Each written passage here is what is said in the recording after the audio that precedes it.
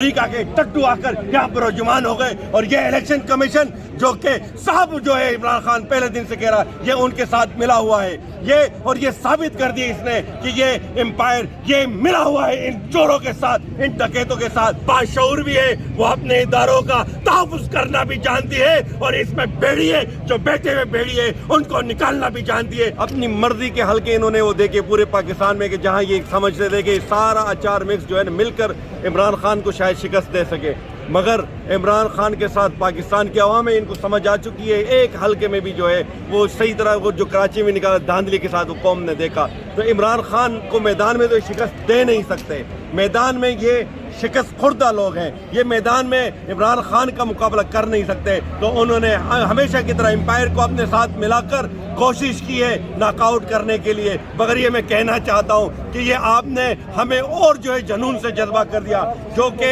عمران خان یہی ادھر ہی سے جو ڈائری لے کر اسی ہاؤس سے ڈائری لے کے اکیلا نکلا تھا اور پوری قوم نے عمران خان کے ساتھ کھڑی ہو گئی اور کہا کہ خان صاحب ہم آپ کے ساتھ ہیں اور انہوں نے دکھایا اور یہ امپورٹڈ حکومت کے جعلی لوگ بدنما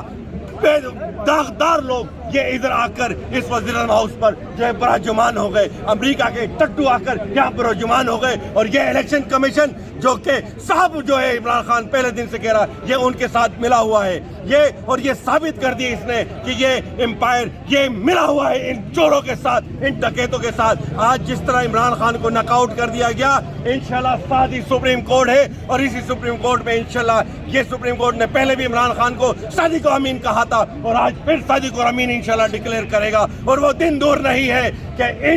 ان میں گھسے ہوئے بیڑی ہے ملک کے غدار اس کو جو ہے وہ نکال پھینکیں گے عوام انشاءاللہ تعالی وہ دن دور نہیں ہے اور ہم